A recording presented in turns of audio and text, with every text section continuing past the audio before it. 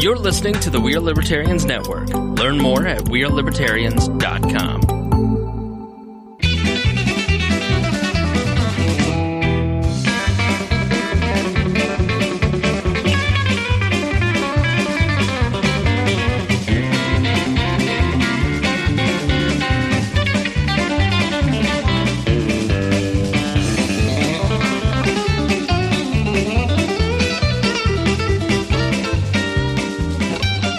Welcome to the Boss Hog of Liberty podcast. This is episode number 178 of East Central India's favorite podcast. I'm Jeremiah Morrell. Today I'm joined by co-host Dakota Davis and a slew of others. Today's episode features, let's see. There's so many names. I need to get them right. Jorgena Watson from the League of Women Voters in Henry County. Jorgena, I think your mic's turned off. You might need to flip the switch up on there. There we go. Yep. You're live now, playing with live ammo. We also have Forrest Plank, who's running for Newcastle School Corporation School Board, and we also have Jaci Hansell. Sweet. Got him right. We are going to be talking with Jorgena first about the League of Women Voters, specifically in Henry County. We did some work with them in the past, and she's going to tell us all about how, just getting out, voting, why the election is important, and what they do to help voter turnout in the area. Then we're going to be talking to Jaci and Forrest about who they are, what makes them unique, why you should vote for them for school board, and what specific ideas they have, and what the main issues that they are looking at for the school corporation. Before the Patreon, I tried to get Forrest to give us his name, rank, and social security number, and he refused, so I'm marking that down. So we do have to say thank you to our patrons. They just got a nice 15, 20-minute episode, mostly about dogs. And it was good. We learned a lot of habits. It was a fun time. But as always, we do have to thank the superstar patrons, Christy Avery, Chris Lamb, Anthony Meyer, and Jonathan Phillips, Andy Moore, Buick GMC, our favorite over there. That's right. These guys, official car dealership of Boss Hog of Liberty. Go talk to Jonathan Phillips for all of your car needs. Little birdie told me that my mother-in-law might be heading that way next. That's awesome. She's wanting. I think because of the show, he's got like 5. I know sales. This has worked out very nicely for him. He's Libby's looking at a Cadillac. Wow, very nice. She's gonna be high rolling. She comes from a long line of GM people, so she's got to have something like that. That's right. Patreon.com/Boss Hog of Liberty. That's where you can go to sign up to support the show monthly. Those are the folks who pay the bills around this place. That's how we can keep from having to put annoying advertisements sprinkled in between in all of the episodes that you'd have to skip through, and that would just be horrible. You can help keep that going by joining Patreon.com/Boss Hog of Liberty. We also have T-Chip stores. That's where you can get your Boss Hog merchandise. tchip.com/BHO1, 2, 3, or 4. Those are 1, 2, and 3 are shirts. Number 4 is the Boss Hog Protect Yourself series, which is our face masks. And then we also have Boss Hog Liberty coffee mugs. I've seen a few of the masks out in public now. The Gators, they're pretty cool. The logo is massive on them. I've made it as big as they'd let me. Oh, it's full size. I think, Zach, you've seen it now, haven't you? It's just Mr. Mason Rottinghouse. Yeah, Mason's got one. It's huge. So get yourself a mask. All right, Jorgena, are you ready? Yes. Ready to have some fun? Hold that mic up nice and close for me. So you're with the League of Women Voters. You guys flip it on for me too if it's not on. I think that's Zach's problem. Oh, yep, Zach's got it fixed. Now we're good. You're live now. So you guys reformed about 2 years ago in Henry County. Is that correct? It was formed pretty much for the first time, and a group came together. And I'm not originally from Newcastle, but when I heard about it, I joined in. And you moved to Newcastle to join this organization. That is a powerful group. No, I lived in Newcastle, but didn't spend a lot of time because I worked outside the county. Okay. Very good. And I know that we partnered with League of Women Voters 2 years ago for a state Senate debate. The group helped sponsor that when we had Dave Cravens, Senator Gaskell, and and Greg Nolan came on, and that was partially sponsored by the League of Women Voters. Tell us about what you guys have been doing this year and what's coming up in the next 24 days between now and the election. Well, first of all, I just want to remind everyone that the League of Women Voters is a nonpartisan group, and we don't support candidates nor party. With COVID, we've run into restrictions like everyone has, so we haven't done the in-person voting registration that we usually would. Although we did go to Second Harvest, and we did go to God's Grain Bin, and that was, of course, outdoors, and we talked to people as they waited and provided them voting information. We have had voting tables at all the county libraries with information. In fact, I just switched that out today at those libraries, and now we're providing information about being careful online, how you read it and how you interpret it. So we try to inform. And so I'm on now to help share voting information. So we're at the point now where we've transitioned from registering folks to vote in Indiana to now we're into the early voting period. You can still register to vote, but it's for the next cycle. So if you go in and say, hey, I want to register to vote, you're not going to be eligible to vote in 2020. It'll be 2022 and beyond. Yeah, in fact, they will not take your registration right now. That's on hold until after the election, and then we can start in for the next upcoming election. Yes, voter registration, and I hope everyone is registered, ended on October the 5th. Early voting started the next day on October the 6th, and it runs all the way up to November the 2nd. And the League of Women Voters is encouraging everyone to do early voting. So why would you vote early? What if I haven't decided on the school board race yet? I don't know if I want to vote. I don't want to cast my ballot yet. Well, I have a remedy for that. But before we get to why it's important to do early voting, it has to do with the uncertainties that COVID presents. And we don't want long lines. We want safe voting. And so one of the things we can do is lessen the pressure on November the 3rd. And we are anticipating, like pretty much across the nation, a lot of voters coming out to vote. And so also early voting fits your schedule a little better.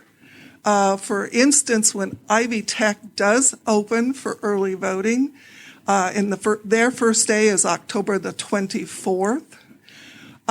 You can vote till 7 o'clock Monday through Friday that following week. So they run 2 to 7. Well, that's very helpful for people who work. The courthouse is open first as the vote center. And they run. Are they actually voting in the Henry County Courthouse now, or at the election center across the street? Yeah, in Justice Center. Yes, I call it the courthouse, but it's a Justice Center. There was so much government at one point in Henry County that we had to build a second building next to it to hold the rest of government. That's what happened. Yes, and for some people, it's difficult to get into the Justice Center because of parking. And so that's one of the reasons our league is pushing Ivy Tech. It's far easier to get into if you have difficulties with parking and walking a long ways. No metal detectors. It's just an easier experience going in that building. And that's the other thing. People forget to leave their phone in their car when they go to the Justice Center. It's your second appendage. You don't want to go in naked. Yeah. And they end up making 2 trips then. And it can be aggravating. We don't want to deter anybody from going in to vote. The other thing is we don't know what condition the virus will be in or if it's going to increase. And we don't want people to get to the point on November 3rd and decide not to vote because it's too risky. So this is a year where you need to do that. You also need to plan ahead. And so we are providing information about the 2 early voting sites, which is the Justice Center and Ivy Tech. But we're trying to make sure everyone knows that on Election Day, there are 12 locations they can go to, and they can choose any. And we are encouraging them to look at an alternative site. If you go to your favorite place where you usually go and the line is long, is there another one you could go to? Those kinds of things need to be thought of ahead of time. So this podcast reaches folks outside of Henry County as well. But what we've done in this county is we've gone to centralized vote centers. 3 cycles ago, we had 41 individual polling places, and you had to vote at your home polling place, at your precinct. Correct. Now in Henry County, you've got 12 essentially identical or mirrored sites where you can show up. If you want to go vote in Knightstown, you can vote in Knightstown or Middletown or Newcastle, whichever site you'd like, and you're going to get the same ballot no matter which one you show up at. Right. And that's more convenient for the voter, and it's a very good thing. So let's talk about the voting part. If I say, okay, I just want to go in and I'm going to check the box, I'm going to vote Democrat, and I'm done. Did I vote in every race? No, you are not done. The problem with our ballot is if you do that and just straight ticket, then you are not voting for the school board and you're not voting for the county council. Jaci, that was a lot of work for nothing. Yeah. So Tom Saunders tried to fix that for us. Yes, he did. And there was, and the League of Women Voters supported that. And I've worked as a poll worker, and it's very confusing, especially for people who are already intimidated by the equipment that they have to use. And so if you vote a straight ticket, some people, I think in the old days, people would do that because they could do it faster too. You just in and out. You still, if you vote a straight ticket, have to go through every page. Every page. So I always recommend don't vote straight ticket. Just go through every page. Go make your selections manually. And that way you don't miss anything that you need to vote. The judges as well, retaining the judges. Yes. That's also another question that'll be on there. Yes. And in other years, if they're constitutional amendments or public questions, you would be skipping over those as well. I think there's 4 judges that are up. Yep. For reconsideration. Yes. So I know people may be in a hurry. But it's far better to look at each office and vote, and each thing that's on the ballot, make sure you cover it all. You've come a long way. This is an important day. Do it right. So if folks want to get involved and volunteer with your group, if they, I assume they don't have to necessarily be a woman. They don't have to be a woman. We have men in our organization. And they don't have to join either.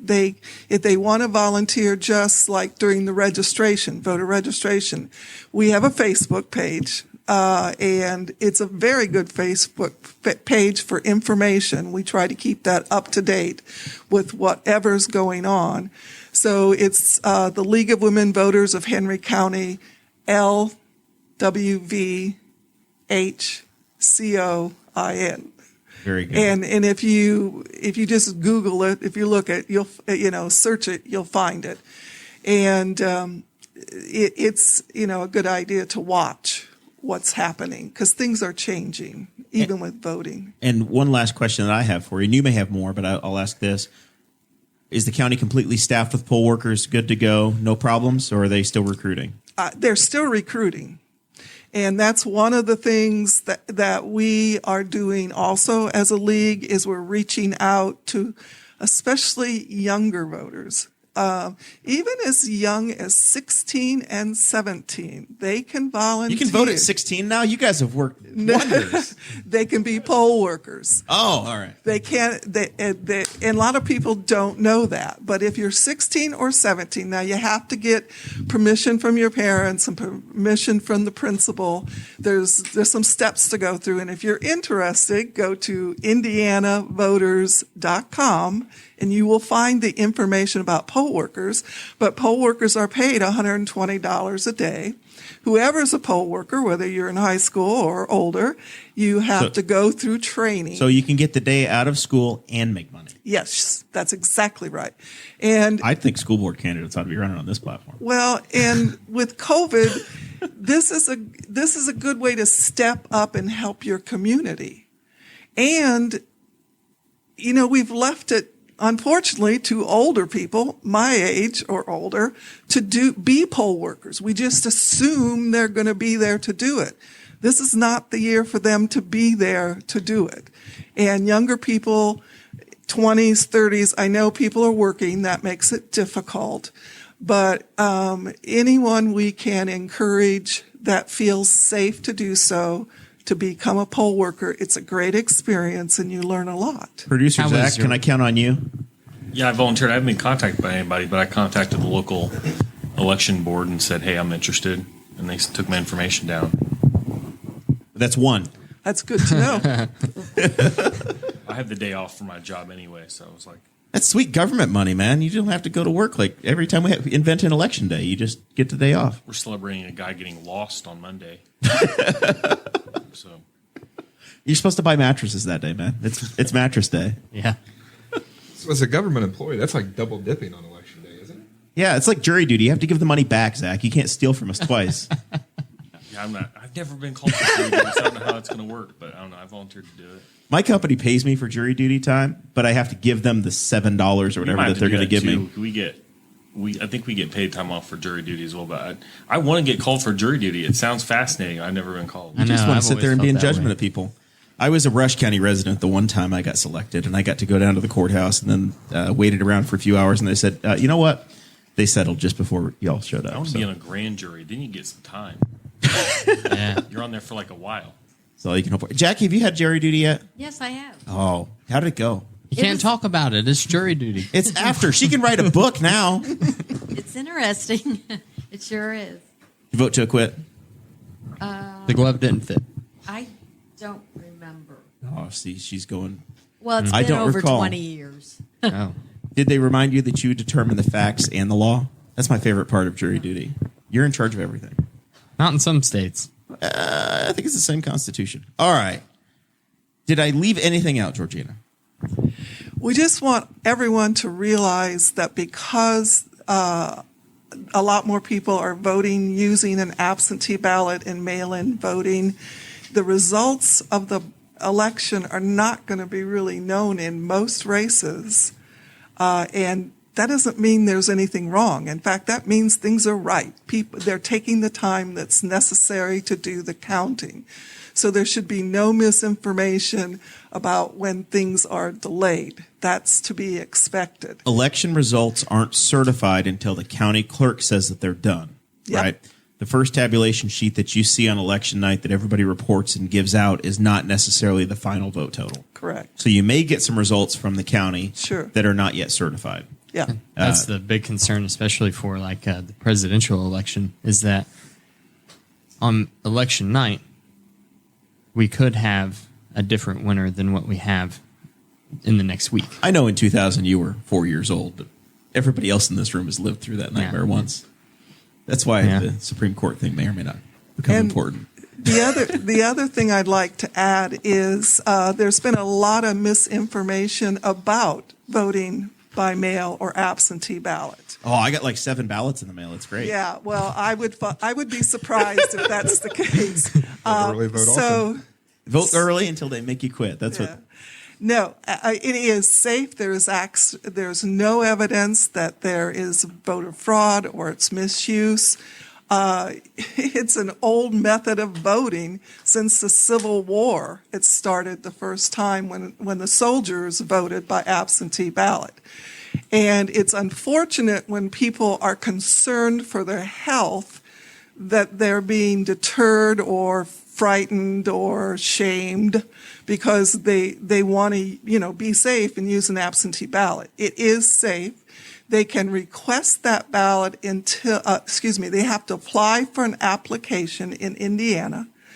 We did not get passed, and I say we because the League of Women Voters worked for a no excuse absentee ballot like we had in the primary, but that fell through yesterday. In fact, there's in the about courts. 10 acceptable excuses to get an absentee Yes. ballot, which is different than voting early, right? Yes. They're different conversations. Right. They are different, but they're important to decide. That's why people need to make a plan. Are they going to vote absentee ballot or in person? If they're going to vote absentee ballot, they need to apply for that, and it needs to be in by October the 21st. I would say it needs to be in today, as soon as you can get it in. And when the ballot is returned, it has to be at the voter registration office on November 3rd at noon. It can't be postmarked. The postmark doesn't matter. It has to be at the office. So we're suggesting that people after October the 24th, if you still have your ballot, take it to the Justice Center and hand it in. That way you're sure it gets counted. So, but it is safe.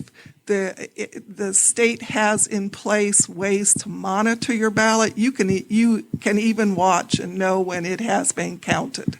Now, if we go back just a second, I made a joke about having received 7 ballots. Yes. You don't necessarily receive a ballot in the mail, but you will see campaigns send an application for a ballot in direct mail. So at times you will see the same application that you would use to apply. Folks have in the past mailed those to voters. Our state does not send out applications. The state doesn't, but I know that there's an official form that you have seen candidates supply in the past. So those can appear.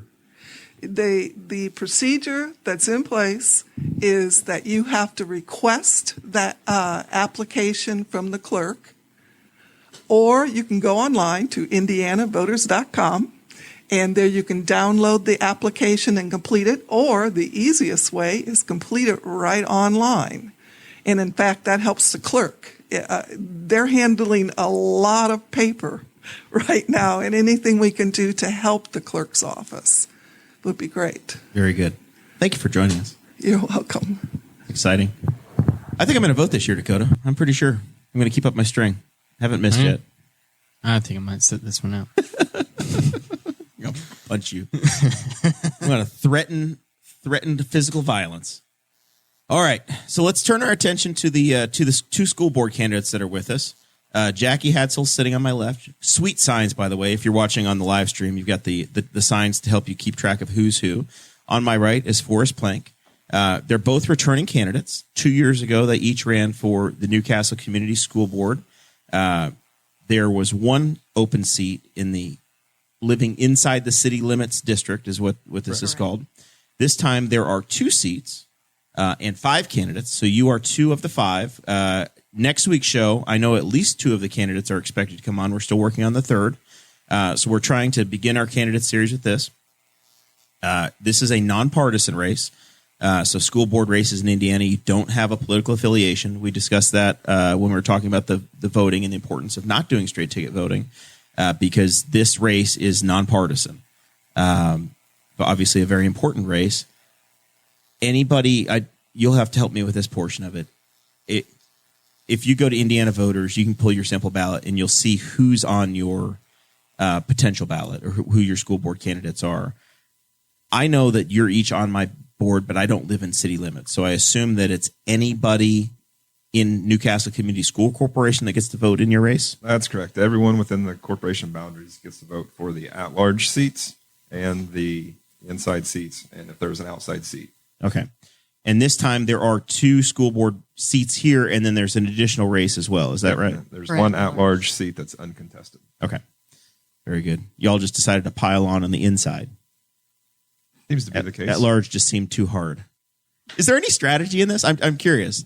Just as a general rule is deciding, or you're like, no, I'm just going to run for school board, and this is where I'm going to go. Well, presently Nan Polk is the at-large, and she's done a superb job for 8 years. So you're just happy with Nan? Yes. Sweet signs, lovely lady, leads the League of Women Voters. Not tackling that one. So we're going to go after this is the race that the seat that you guys are interested in. Let's start with just a little bit of bio with you, Jaci. Tell us about yourself, and then we'll go from there. Okay. I grew up in Greensburg, Indiana, which is down in Decatur. Tree in the courthouse, if you know that. I heard you guys have to keep replacing that tree. Well, they do. I guess you're one of us now. I'm a Henry County person now.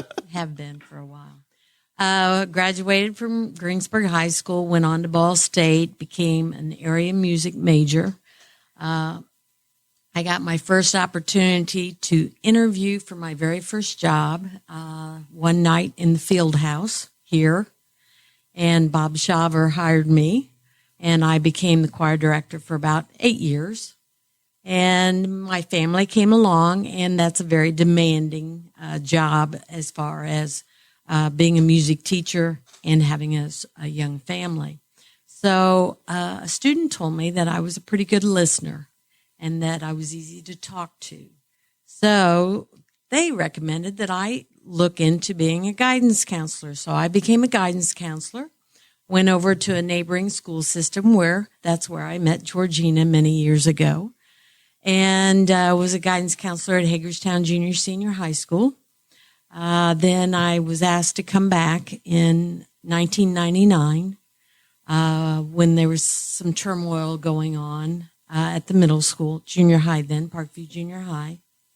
And I did not have my administrative license then, but I soon completed it. So I became the assistant principal for 7 years. And that can be a tough role because you're no one's friend. But then I became the principal, and I was that for 10 years. Once you become principal, everybody's your friend. But as a assistant, it's no. There's just no friends. Yeah. I did watch Vice Principals on HBO, so I've got a little bit of a feeling of how it works. So then in 2017, I retired from being principal at Newcastle Middle School. And at that point, I became... I work for the Indiana Association of School Principals, and I also have filled in various maternity leaves, either in counseling or classrooms or things like that. Presently, I am working at Eastwood, covering a leave, and hopefully we'll complete that in December after the election. Hopefully I'll be sworn in. There we go.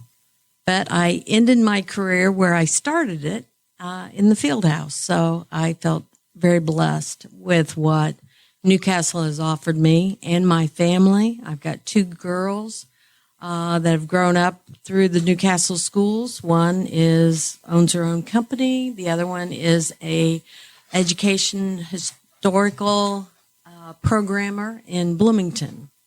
My husband works at Draper, and we've had a very good life here in Newcastle. Very good. Forrest, what can you tell us about yourself?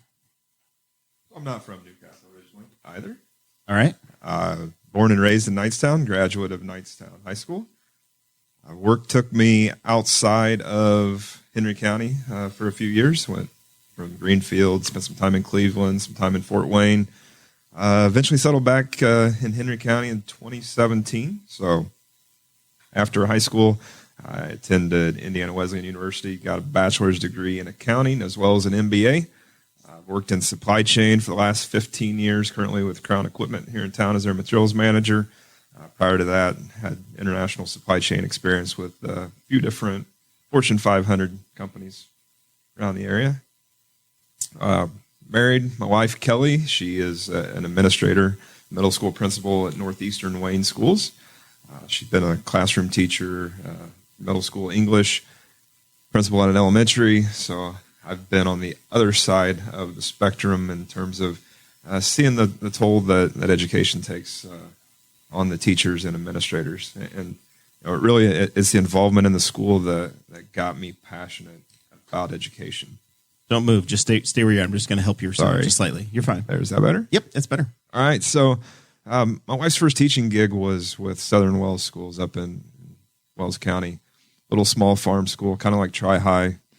No community other than the people. And when you walk into that school, it doesn't matter if you're an employee or a family member of an employee, you're a worker at the school, and you wear one of 17 hats, depending on the day you walk in. And it's really that involvement that I realize it does take a village to run a school. And it goes well beyond the teachers in the classroom, the administrators in the building, the food service employees, custodians, grounds, you name it. It takes the entire community, and it's the involvement and seeing the success of that community involvement that really drove me to get involved once we moved to Newcastle. So for each of you, this is an educational opportunity for us as the host and to the listeners. You're asking to be a part of the school board. Tell us about the role that you see yourself playing on the school board. What you think you get to it's a statutory position created by the state, but as a member of that board, what do you think you are responsible for? So really, I see it as 3 or 4 key items. The first one is the recruitment and evaluation of a superintendent. That's really the only job that you should be involved with the hiring of. The second is developing and administering the policies to support either state or federal educational guidelines. Third is making sure there's a budget in place and adhering to that budget. And then the fourth, the underlying one, is following through with the recommendations of the superintendent. So although you're not involved in the direct hiring, the approval of the hires that the superintendent recommends, the approval of various curriculum decisions that the superintendent recommends. Very good. And Jaci? Sounds great. Those were my 4 too, because that basically goes straight from the Indiana School Board Association. School board members are not supposed to be involved in hiring, and we are dealing with policies and policies that deal with the children, the policies that deal with the teachers and curriculum. We've just got a lot of things on the plate that we need to stay focused on that. So yeah, you would agree with like what Forrest was saying. There's those 4 key things that the school board focuses on, and you're saying focus on those things and make them right. Yes. I think that's contrary to popular belief. You know, a lot of people think that we're running for school board because we want to get someone fired or we want to get someone hired. And I know for myself and for Jaci that's not further from the truth. There's a lot of misinformation. There's a lot of bad education, I guess, on what the school board actually does. Sure. I don't think there's a lot of people who know what it's kind of like the county council. You talk to some average person, you ask them what the county council does, and they think it's like the city council where they're legislating. There's just not a, I guess, just very simply, like I said, there's not a whole lot of people that know what your role is. Hopefully, I think you summed it up really well there, because I was like, as I was writing the notes for the show today, I was like, is there anything that I'm missing? Like, I think I know, but so I'm like digging through the state's website about on the Department of Education. I'm like, okay, that's really it. That's what they do. Policy making, not administrative. So what do you think Newcastle does really well? We'll start there before we start getting into issues or opportunities, we might call them. What's Newcastle School Corporation doing well at this time? So I think there's a lot of things they do really well.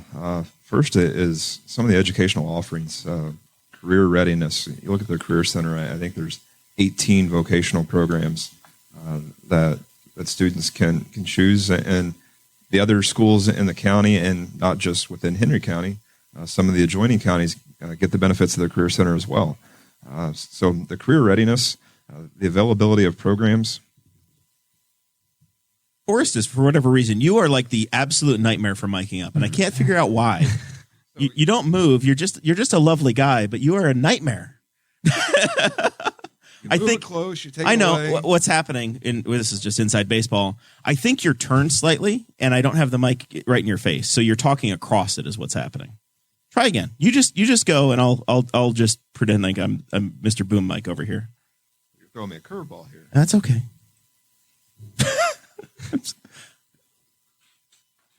Good. I don't know. We'll see. We'll know in a minute. All right. So the educational offerings, aside from the career readiness, a lot of advanced dual credit options that saving families tens of thousands of dollars in tuition costs once kids graduate high school and they're into college. The extracurriculars that are offered, I think there's more than 50 clubs offered throughout the school. Student leadership opportunities between Renaissance, peer, class officers, student government, things of that nature. And then obviously Newcastle has some really good athletic programs as well. Very good. And music programs as well, too. Fine arts. Yes. Good plug. Yeah. Absolutely. So what, from your side, is there anything else that we left out other than the fine arts and music? No, I think that I want to tag on with Forrest about the Career Center. It is probably one of the most recognized programs in the state of Indiana. And for us to tout that, that is a real feather in our cap. Yeah. Mr. Chris Lamb, who's also Yes. running for school board, he will be on Tuesday's show. We had him on whenever he was still the director of the school board because I went through building trades for 2 years, and it's just as I have, changed careers and gone in different areas and watched my friends all graduate college, and it's like it just is a real.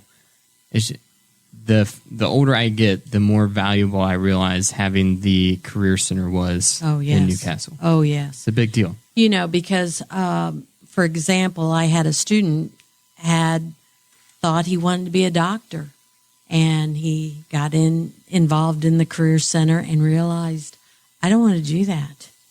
I don't want to do that.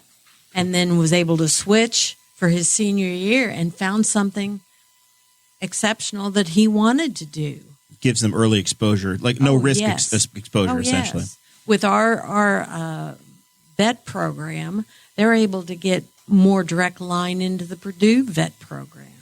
And that's something that if you don't have that experience ahead of time, you don't get in. Yeah. So I planned on going to college to study psychology, and then I did building trades because I thought, well, it'd just be good to learn life skills. Right.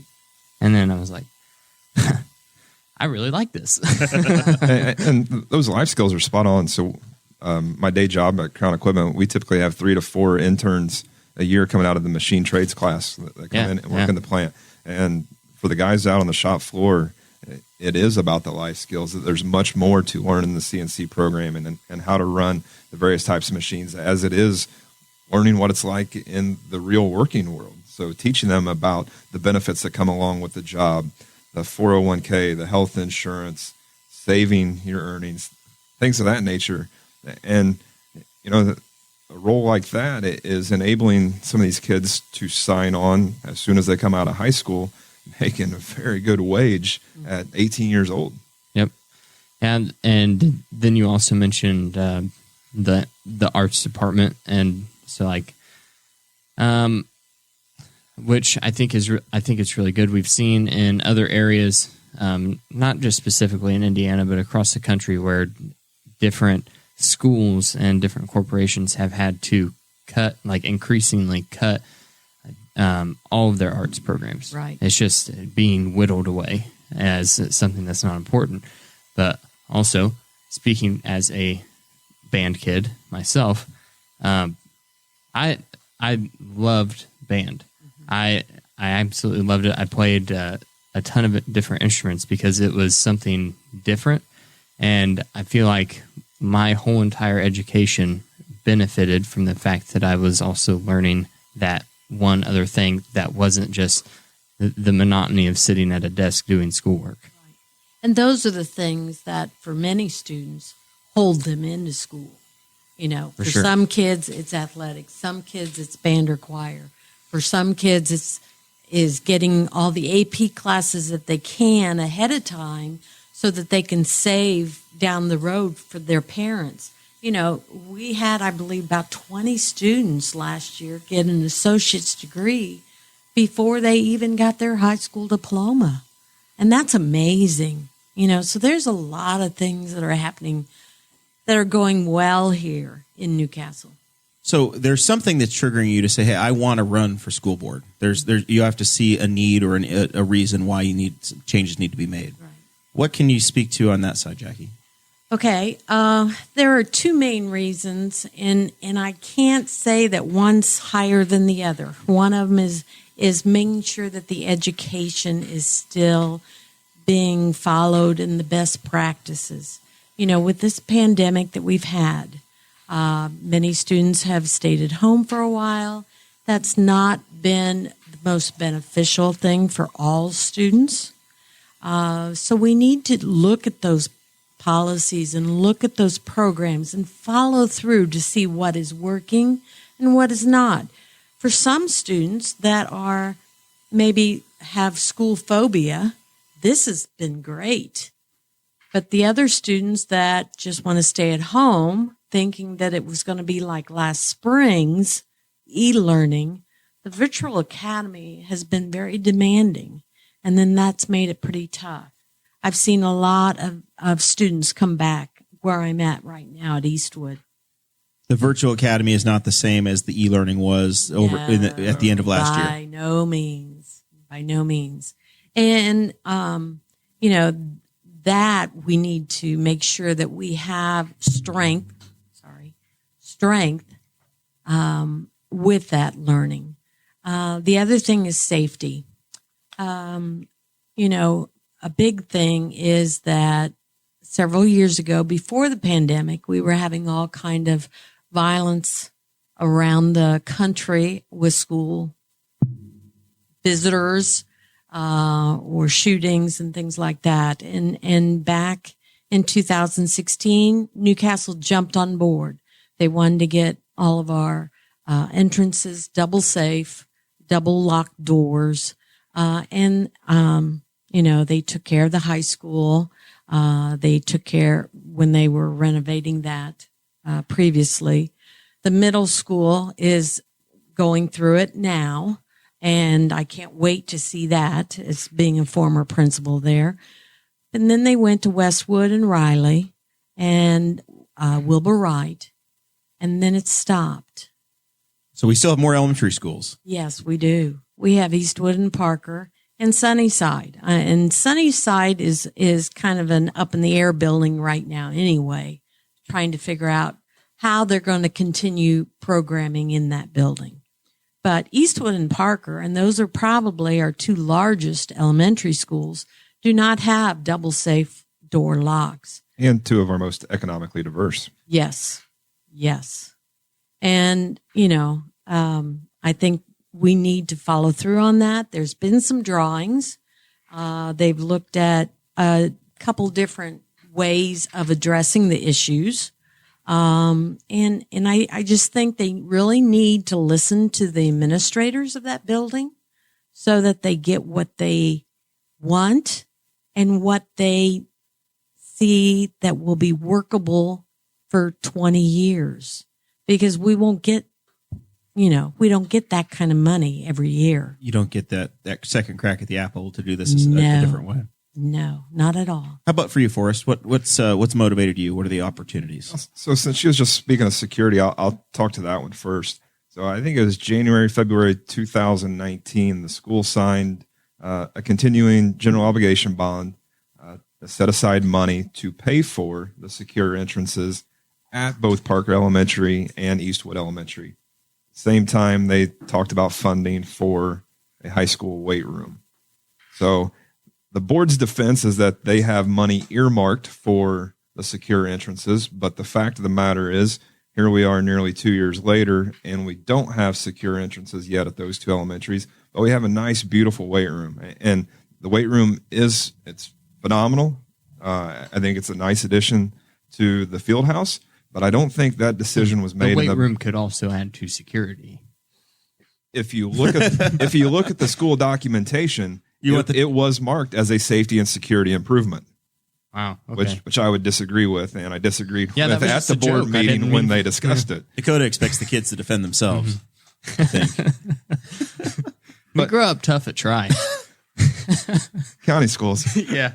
But the fact of the matter is it was prioritized, and it wasn't made to be the top priority, because when they bid out the two jobs for the elementaries, the bids came in higher than they anticipated, and that wouldn't have left enough money for the weight room. So here we are. We have a weight room, but you can get buzzed into either one of those elementaries and have free reign of the building. They expect that in the good nature of your heart, when they buzz you in, you're going to walk in, cross 20 feet into the office and check in. What is the difference between the secure doors versus the door where you have to physically be buzzed in? Okay. So like at the high school, you walk up to an exterior door, they have to buzz you in. All you do is you go into a corridor where you have human interaction with someone to understand why you're at the school. Oh, okay. What needs do you Gotcha. have? You're and not- the rest of the school is then locked off to you. Yeah, you don't have to walk into the school to talk to the receptionist. Right. If Okay. you've ever been in any of the elementary schools, they were not designed with any kind of security in mind. Most of them, they put, like the school I went to, Riley, the office is in the middle of the school. Right. So you literally walked past 3 or 4 classrooms before you ever got to the office. yeah, that's and the a bad office design. didn't have any line of sight on the doors. Parker's a little better. They can see the door, but you have to walk across like a lobby to get to the office. So, like, Fortunately, it was a different world then. yeah, the high school, you used to be like that when I started. They renovated while I was there. And now to go into the high school, you have to walk through the office essentially to get into the school. So that's what they're trying to. And Okay. I can't imagine the middle school would be, if you look at it today from what it was when I was, is a nightmare security wise, because they were just, the whole front of the building is doors. Yeah. And you could walk in there and never see the office. So that's what I'm assuming that's what they're trying to do, is they're trying to corridor people. So the that office, makes you sense. have to go through the office before you can get in the building. Who is the Right. person that you're talking to inside these entrances? Is it an SRO? Who is it? So at the high school, it's just clerical receptionist. Okay. Position. All right. Just someone that can let you in the building. Right. Yeah. Okay. You're essentially in an airlock in a Yes. secure door Yes. situation. You can't go beyond unless you get a second confirmation, Right. And and a valid reason to be there. I think for the 2 elementaries, there were 3 different drawings shown. The administrators at those buildings evaluated the drawings. I know that they went over to Richmond Community Schools, took a look at a very similar building to see what that would look like, and still haven't done anything. So that's pretty frustrating to see. Okay. Secondly, along the education front, it does have to be a student-focused effort. As a board, you can't be making decisions based upon what you particularly want. It's what's in the best interest and the needs of the kids. And I think we've gotten away from that. Jaci mentioned the challenges of the virtual education. I think statistics show that virtual learners have a graduation rate of 19 to 20%, versus Newcastle's most recent graduation rate was 95 to 96%. So that in itself shows the effectiveness or ineffectiveness of virtual learning. And I think with COVID, it's kind of become a crutch where it's easy to do. And it's so easy that I don't know that we're encouraging our students to be in a classroom enough. So it feels to me like, from February until May, it was a triage mode to use that to complete the school year. Sure. Right. And Because it happens so quickly. Right. In a drop of the dime. And it's not like there's a playbook that you can open and say, oh, pandemic, how do we educationally respond? And so now we've had the summer to gear up to this, and the feeling I'm getting, and I don't have kids in the school at this point in my life, so this is very educational for me. I'm hearing that we're not necessarily encouraging folks to be present and in the buildings as much as they should be or could be. I would say it really depends. I know that administrators are reaching out when they see that a child is just non-compliant, not working, not doing anything. We're at the end of the first quarter now, and I know at least 3 elementary and more, probably more, all of them have been reaching out to students saying, okay, this didn't work the first quarter. You need to come back, and they're trying to put some teeth into it, but, encouraging and forcing, it's like mandating masks around the country. It's very difficult to police. Catch more flies with honey sometimes, right? Yes, It's a matter of the approach and how effective you are. Ultimately, families are faced with a tough decision that they have to make the decision that's best for their own home life. If they have extenuating circumstances that they may want to protect their child more, I totally get why they're choosing to keep their child home in the virtual environment. But I think there's so many other social and emotional effects that we will see as a result of this that I don't know that we're prepared for it. I mean, look at Jeremiah. He was homeschooled, so. I'm a sixth grade dropout, buddy. Case study set in between us, Jackie. Only went on to 2 college degrees. I don't know how I'll survive. All right. So are you using college degrees as an indicator of a person's success? No. I own a laptop, so I feel like I'm making it. It's like a 10-year-old model, but it's functional. I can host the highest rated podcast in East Central Indiana. With the discussion of COVID-19, how do you guys think that the pandemic has been handled by the school corporation? I think for the most part, I think the teachers have worked extremely hard to follow the guidelines that the corporation and the pandemic committee created, and following the state guidelines. I think it's been tough on the teachers because they are teaching to a whole new normal now. Back when I was in school, it was normal, straight rows and everybody's in line and no one left their seats. And now, elementary schools or even in middle school and high school, they would sit in pods and encourage discussion and problem solving and things like that. They really can't do that anymore. And so those skills are going to be lost. And, I'm just fearful of the gaps that the pandemic has created for our kids. And we're not going to see the effects of that or know the effects of that for years. Probably 5-6 years. Yeah, it's all a matter of time, right? How long it goes on. If this Yes. if this is another 6 months, that's one thing. If it's a 4-year long process, then that's a totally different conversation. So, speaking of things that are sweeping the nation, the Red for Ed movement was a really big deal here in Indiana. We had a special Red for Ed episode, actually hosted a debate on the topic. I want to know if you guys, each specifically, were you 100% behind the Red for Ed movement whenever they were in the throes? Were you wearing your red T-shirts all the time? Also, is there any kind of a plan that you can think of in your mind for increased teacher pay? So I'm 100% behind the Red for Ed movement. I can't say that I was wearing a red T-shirt all the time. I wish I could wear a T-shirt all the time, but I don't own that many red T-shirts. But we were selling them. Yeah. But the whole initiative, it's behind the gap in teacher pay that we have, and specifically in Indiana. I think Indiana ranks 38th in the country, the most recent numbers from the National Education Association, in teacher pay.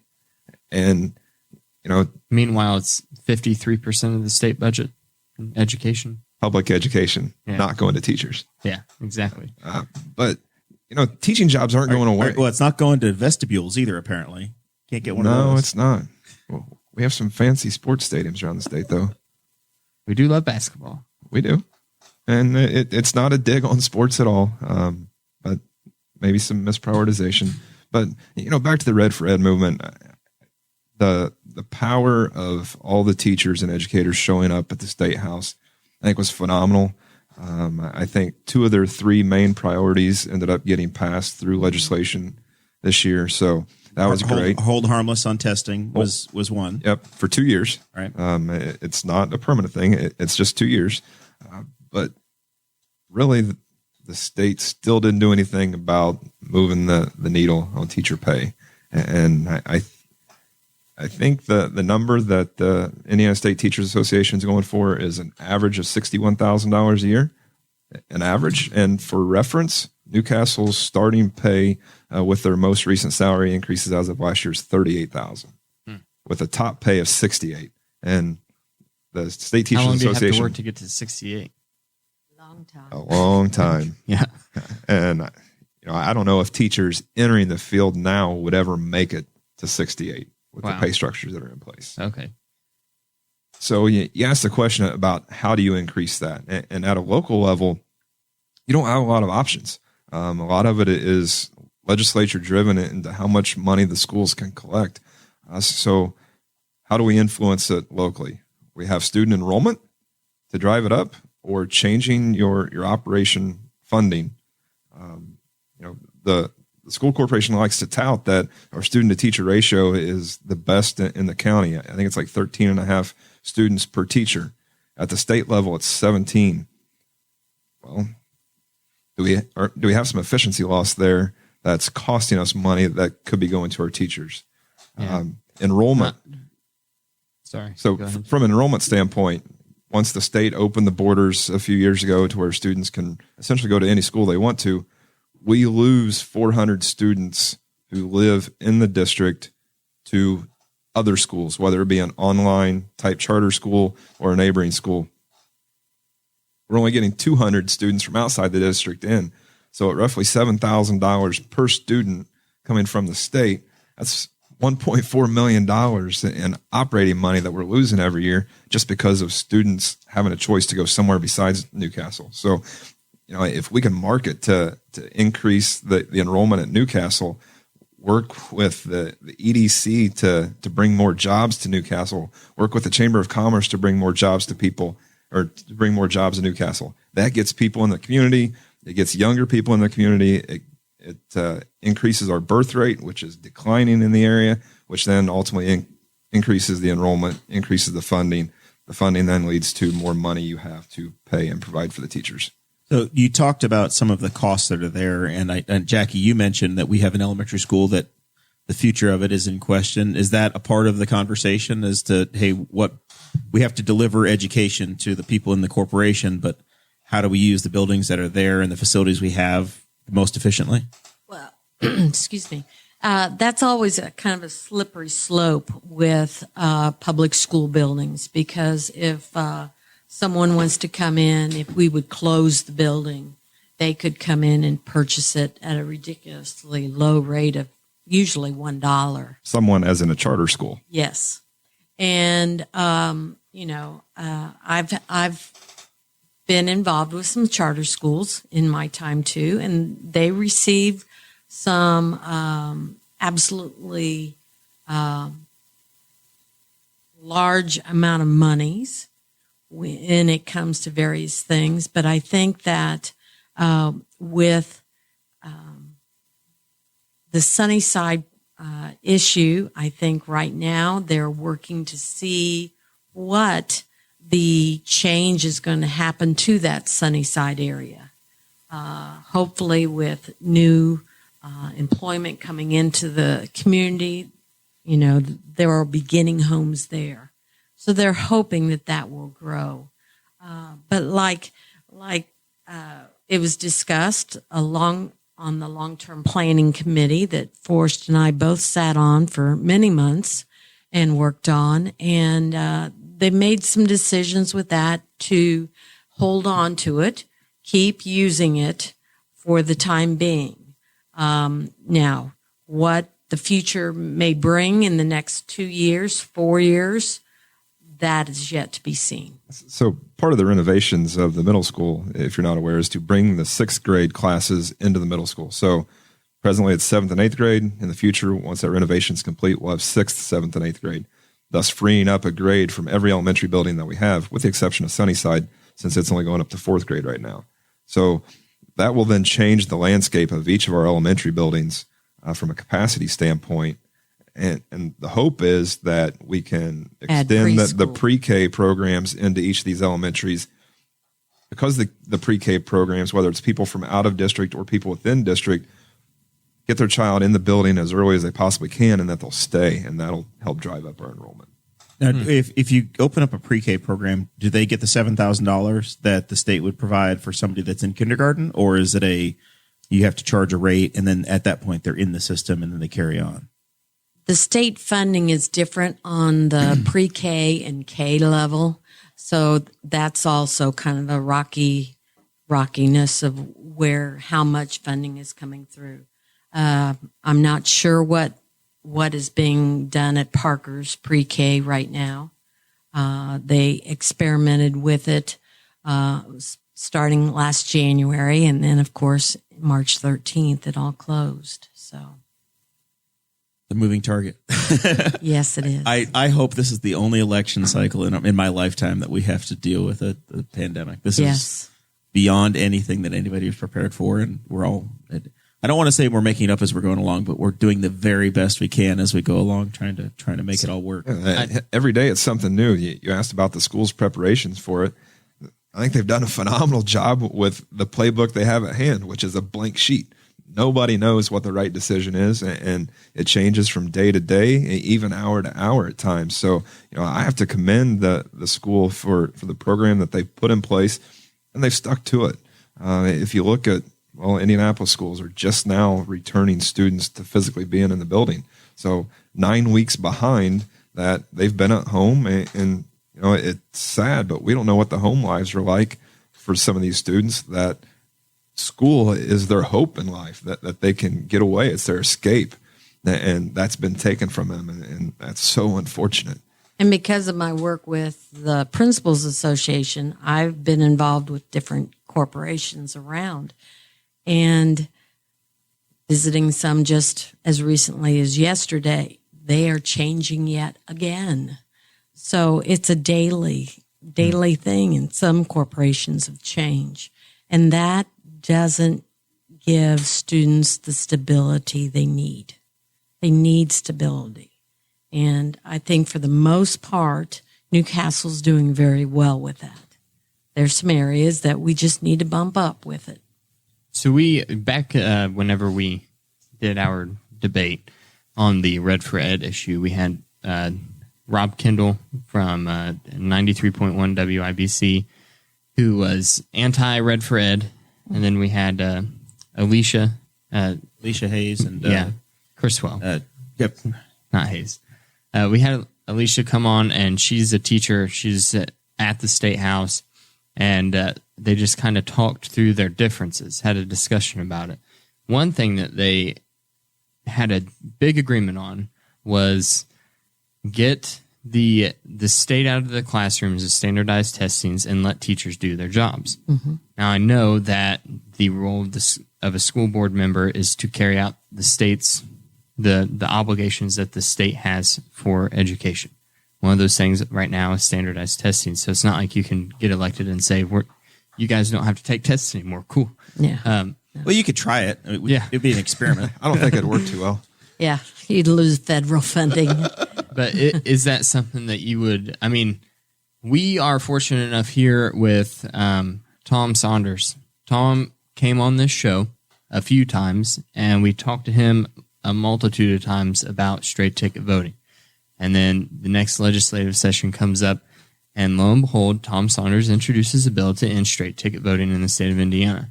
We have a representative who really listens to people here, and I have to wonder if you sat down with Tom, if a school board member sits down with Tom and talks to him about it, if that's something you would be willing to do. Do you think that's the right course? Or I think that's a starting place. Absolutely. He has been very pro education in the past, and so I think that sitting down with him would be a good thing. To see the lobbyists at the State House throughout my time in education, through the Principals Association, I've learned a lot through that. And I think that we can't just throw the baby out with the bathwater. Though I hate standardized testing, we do need to make sure there's some accountability. And we want to make sure that the accountability is not just on teachers. It has to be on the students, the parents, making sure that everything is being taught as it needs to be. And I think that, there are lots of different ways of getting a standardized score and tracking students' individual progress. Here at Newcastle, we do a lot of progress monitoring. We do a lot of testing periodically throughout the year. So it's not such a high stakes test. Other corporations use NWEA or Acuity and all these different other tests. So, I think that if the state, federal government could pull back a little bit, let you guys in your role as school board members make the decisions as to whether or not we're succeeding or not, and not have to have the state make that determination for you. Well, that would be great. But I think there needs to be some sort of a commonality throughout the state because it's dealing with federal monies and state monies too. And there has to be some type of measuring stick. Yeah. But I don't know that standardized tests are the answer. Effectively, we're teaching our kids to take a test instead of teaching them the knowledge and the skills that they need to be productive members of society. You talked about the growth and proficiency tests that they take to see are they growing in the various areas. Those are administered 3 times a year. So you take those 3 times a year plus the state standardized test. That's 4 standardized tests that students take in a year. And the kids understand the pressure of these tests, that the stress that they feel because they know the potential effect on their teacher. Mm-hmm. It gets them ready for their future in business, where they have to sit through the same stupid conference call every week, and the same. You're just getting conditioned for the junk that's coming your way, Forrest. Before I retired, Jerry Walden was in charge of testing at the high school for many, many years, and he did a great job. But his frustration was growing and growing because he counted the number of days. Out of the 180 days, he had 73 days of testing going on. Wow. And that's not teaching. It's hard to learn anything. Yeah, it really is. And I don't know about everyone else, but here I've been out of school for 20-some years, and I just took my first big exam within the last month that I've taken since school. So, I don't need to know how to take a test. Yeah, I'm pretty sure I still have. I could still fill in a couple of circles if I had to. Be all right. We should all just take the SAT for fun and see how we do. I think that'd be awful. One thing that I think about the standardized testing is, I think that it creates a whole generation of bad test takers, because, like you were saying, with the stress that's associated with the standardized testing, it gets hardwired into you that it's the test isn't just stressful for you, but it's also stressful for the people that your test scores will impact. Mm-hmm. So then the reason you have a bad test taker now is because of the stress that they have from the test. Now you have people that might not have been stressed before that are, I don't know. There's a lot of anxiety. A lot of anxiety. I had students in middle school that were in honors classes. So bright kids, really bright kids. One girl broke down and cried because she could not finish the writing sample in the time. I was going to say, you could just be labeling kids who just aren't great test takers. Yeah.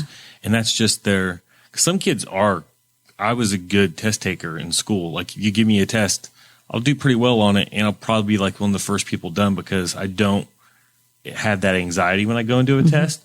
I'm like, I know this or I don't know this. And you can have a kid, that's his only thing, but if you give him, like, somebody who's like in building trades, you put a piece of paper in front of somebody, they might not be great, but give them something to do, something to build, and they could have more talent than anybody else in your school, but you're not going to get that on a standardized test. Yeah, give them a problem to solve. I was horrible at test taking. There's something called pathways or taking the SAT. What about those as alternatives to a standard state test? Right. Well, with the pathways, there are different buckets, and it could be work-based. It can be community service-based. They can get a certain score on the SAT or ACT. So those kind of things. So, and that's towards graduation. And I think it is going more to that now. Ultimately, that's your goal, though, is to graduate the child, right? So if you can achieve the SAT score, or if you can get the buckets for pathways, right?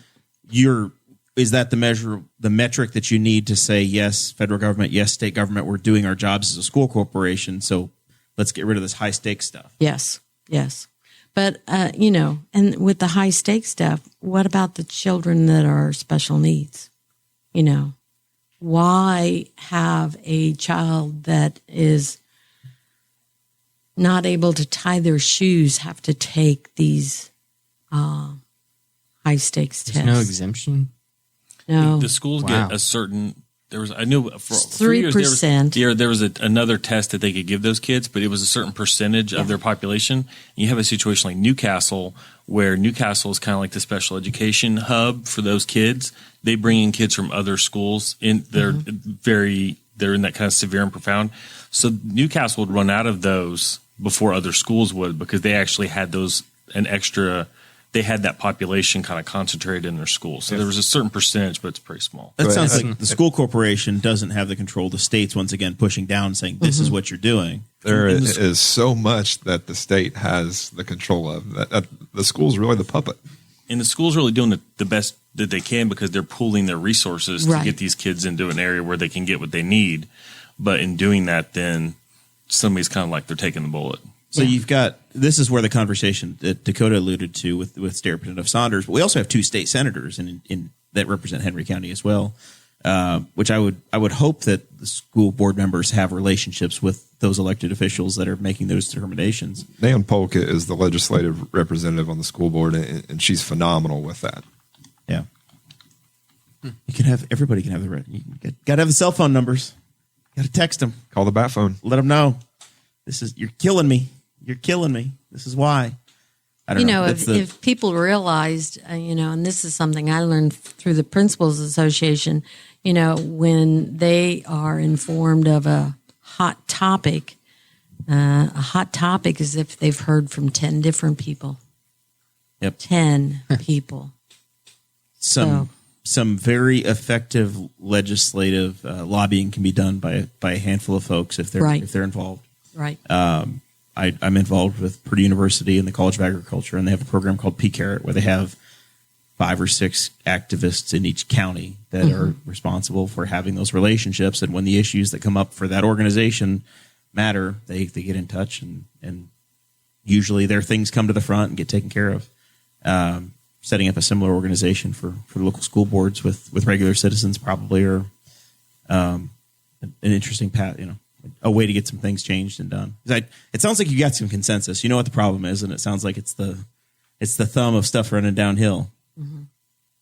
All right. Well, we're about at the end of our program time, and what we planned on doing. This is where we normally get into final thoughts and give everybody a chance to clean up anything they forgot, ask for volunteers.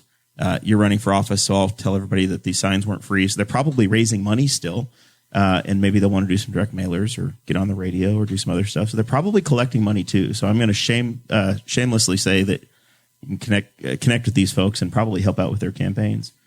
Producer Zach over there, you have anything? Looking a lot like Producer Guffey. Yeah, Producer Guffey appears to have called in present. He's not doing anything, but he showed up.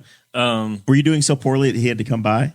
Evidently, he didn't say anything. I was surprised he wasn't trash talking in the chat. Premarital counseling. I've been through that. That's fun. L&K Produce, go there for meat, vegetables, pumpkins, donuts, popcorn. They've got all the stuff going on. Audrey and I went Saturday and got their caramel apples. They have a great selection of pumpkins, though, don't they? And then, they do. Oh, and then we have to give the shout out because Jeremiah's father-in-law won a nearly 800-pound pumpkin. Yes. A loaner pumpkin. They'll come pick it up. It is insane. It's like 780-some pounds. He's got a 780-pound pumpkin on a pallet in his front yard right now that he can't do anything with. It's not like he can pick it up and show it off to his friends. He was so excited. He played the video about 40 times while he was... of his name getting drawn. He used all of his winning lottery luck up on that. They come and pick it up when it's rotten? I guess. I don't know how long. I don't know what the shelf life of a pumpkin is. I almost bought tickets to try to win it, and then I thought, what about December? They pick it up and deliver it. It's the whole thing. It's like a Christmas tree rental. You get the pumpkin for the season, and then it'll go away. So, and I did hear, we're going to be out of town this weekend, as seems to be the tradition, but there's some sort of a pet dress-up thing going on down there at L&K this weekend, too. So you can be super extra and dress up your dog as something. And check out the L&K Facebook page for all the happenings. They've got all kinds of stuff going on down there. All right. Mr. Forrest, did we forget anything? Well, since Jorgena's still here, she didn't plug vote411.org. That's sponsored by the League of Women Voters. Flip your mic on for me, Jorgena. There we go. It's the League of Women Voters sponsors a voters guide that's far more comprehensive than IndianaVoters.com. And you can go there and you can find your ballot and know which candidates are on your ballot. And you can also see the interviews that were done with the candidates. And we had about 53%. We invited them all, but we had about 53% of the candidates running in Henry County reply to our inquiry. And you can see their responses there. And it's really, people need to vote with intention and that they know what they're voting on. A lot of times people don't like to vote, and they don't vote because they're afraid of making mistakes, and they go, I don't know who to vote for, I don't know. Well, we can help you. You go to vote411.org, and it's a national page, voters guide sponsored by the League of Women Voters. This is our first year of participating. We will be doing it in the future. Very good. And I plug that because if you go and you look at the school board candidates, you'll see our two smiling faces up there. You're in the 53%, eh? Well, we are. Pictures included, so you can put a face with a name. But as she mentioned, that the information's out there. Become an educated voter. Know who it is, that you're not just voting for a name because it's a name that you know and recognize. So that's the one thing that I bring is I'm much more differentiated than the rest of the board because I don't have a long legacy in Newcastle. I grew up in the area down in the corner of the county. My wife was from here, but I don't have a long-standing history of generations of being in Newcastle and being a product of Newcastle. So as a result of that, I think much differently. So go out, learn who your candidates are, learn what they stand for, and really vote for that and vote for the benefit of the kids, not just because it's someone you know. Very good. Jackie? I would say, as Forrest just said, you've got to remember the children first and not maybe your own personal passions. And that's something I think that we've kind of gotten confused on lately. And to please go out and vote. Whether you vote for me or Forrest, you vote your conscience, but go out and vote. I can't stress that enough. It's a privilege we have, and we've got to exercise it. Very good. Mr. Davis? I don't have much this week. We're going to be back on Tuesday doing more school board candidates. That'll be another interesting one. This was a good show. I liked. You had low expectations, but it turns out it was great. I didn't have low expectations. I was just like, thanks, Dakota. I didn't have low expectations. It's just that we've done a lot of different candidate shows, so it seems like even year after year, it can seem a little bit like the same thing. The school board was much different than most other ones. It's educational to us for sure. No pun intended. Yeah. I don't know. I go for a cheap pun. But I think the school board races are something that kind of stays under the radar. If you look around the county, most of them aren't even contested. And here we have 5 candidates vying for 2 seats in the inside race. So it's a little bit abnormal, although you go back to 2018 and there were 4 candidates running for 1 seat or 3 candidates for 1. I don't remember. 4. 4. So there's a lot of popularity with the inside seats over the last few years, but that's certainly not the case around the county. Very good. It's important that folks do participate. I appreciate both of you for running, and Jorgena for taking the role that you have with the League of Women Voters. It's awesome. I'm excited to have you guys here. Hopefully, everybody's enjoyed the show. We been doing this this is our third election cycle we've gone through with the candidate series, and very, very happy that folks are coming by and hanging out with us. And I think it's going to be good for the listeners. So with that, we will see you all on Tuesday of next week. Thank you for listening to the Boss Hog of Liberty, which is part of the We Are Libertarians Network. I am Chris Spangle, and I am the founder of this network, and I invite you to listen to all of our shows, which you can find at WeAreLibertarians.com or by searching for these in your podcatcher. The flagship show is the We Are Libertarians podcast, where we apply libertarian principles to current events. The Brian Nichols Show is a conversation amongst Republicans, Democrats, Libertarians, Independents, as they talk about what is happening in the news. And we have many other podcasts like The Chris Spangle Show, Upward, The Cost, Raw Audio Politics, Miranda's World, and Tad Talk, which is quite a ride. So check all of these out. Go to WeAreLibertarians.com and you can check out all of our great podcasts. Thanks for listening. Thank you for listening to the We Are Libertarians Network. Get our other shows at WeAreLibertarians.com.